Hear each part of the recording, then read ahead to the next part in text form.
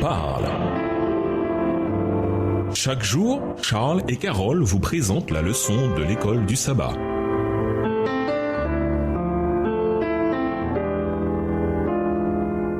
Bienvenue dans votre émission Dieu nous parle. Nous voilà au vendredi 20 janvier. Pour aller plus loin, nous vous invitons à lire dans le livre Évangélisé le chapitre La divinité défigurée aux pages 549 à 552, livre écrit par Ellen G. White. Comme nous l'avons vu cette semaine, les indices bibliques de la divinité du Saint-Esprit sont très convaincants.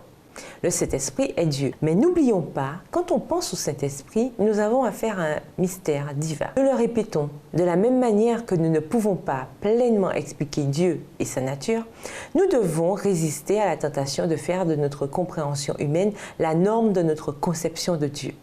La vérité va bien au-delà de la compréhension humaine, en particulier quand cette vérité concerne la nature de Dieu lui-même.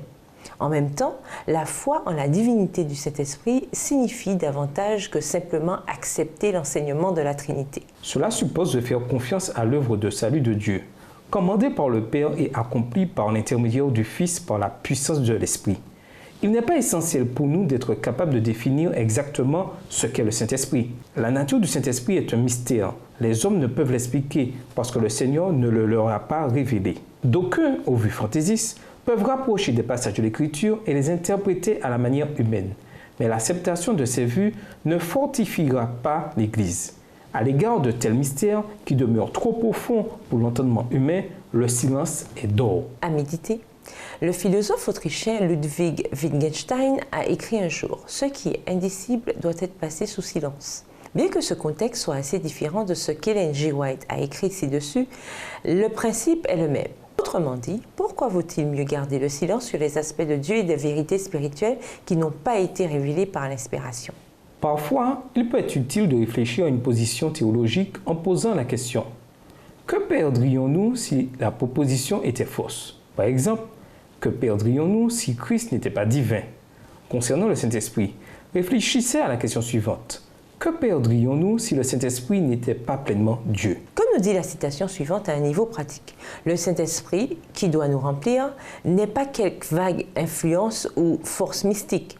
C'est une personne divine qu'il faut recevoir avec beaucoup d'humilité, de révérence et d'obéissance.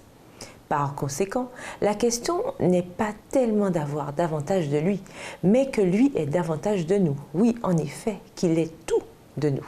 Pour conclure, le Saint-Esprit est la troisième personne de la divinité, Dieu vivant en nous et avec nous. Ce Saint-Esprit qui nous dirige est le même esprit qui, en raison de sa divinité, créa l'humanité et fut en Jésus au moment où il garantit notre rédemption sur la croix. Il personnifie et manifeste le caractère de Dieu.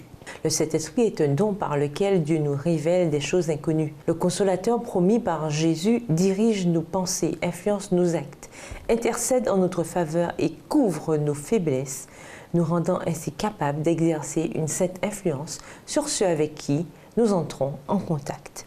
Au revoir. Et à demain si Dieu veut. Dieu nous parle. Chaque jour, Charles et Carole vous présentent la leçon de l'école du sabbat.